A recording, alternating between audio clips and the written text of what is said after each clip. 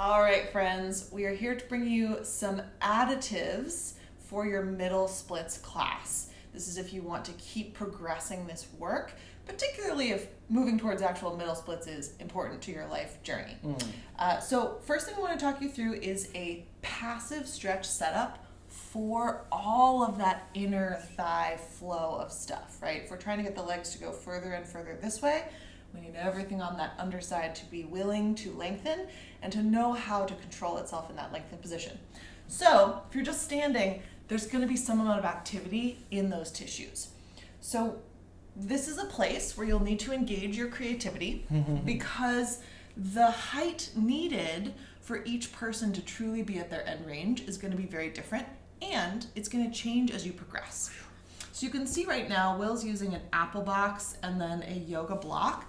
The goal here is to feel that you actually have some physical support on your pelvic bones so that your pelvis can actually rest and you can work your legs out to the side. Of course, you can play with more external rotation, more parallel. Those are variables. It is useful to have something to ballast your hands with. So we're using a dowel. You could use a sturdy chair. You could set up near the wall, facing the wall. Many options are possible. Just something that's going to give you that option. From here, the other variable to just be aware of is what your pelvis is doing in relation to your spine. So are you really lifting your tail feathers? Are you tucking under?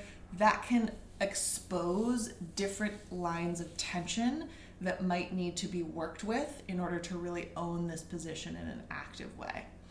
So it's another piece to play with. So once you find that perfect build-a-block spot where you can let the weight of your pelvis rest, you can really relax all inner thigh stuff into a passive stretch. You'd hold that for the amount of time specified in your program. And then the PALS effort would be to engage all of that passive stuff. So you could create tension with your upper body by pressing down through your stability object in your hands. You'd make your feet heavy into the floor, like you're trying to plant them in clay, and then you're thinking about dragging the floor together. It really helps to go heavy first and then start to build up that kind of closing of the legs vector of contraction. For your rails tissue, again, you want to get really strong in the upper body.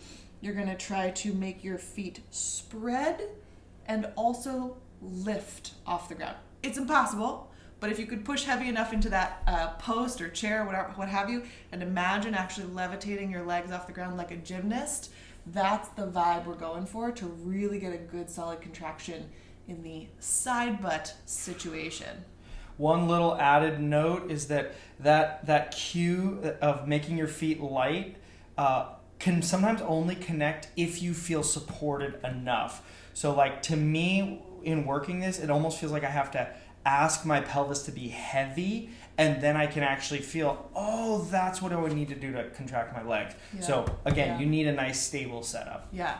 The other image that kind of helps me out with this one is like if you imagine being in like a climbing harness, right? It's like that part of you is stable and supported and you're ballast, and then the legs are trying to be independently able to lever off of that stable pelvis. Maybe we should do this drill next time in a climbing gym. Yeah, totally.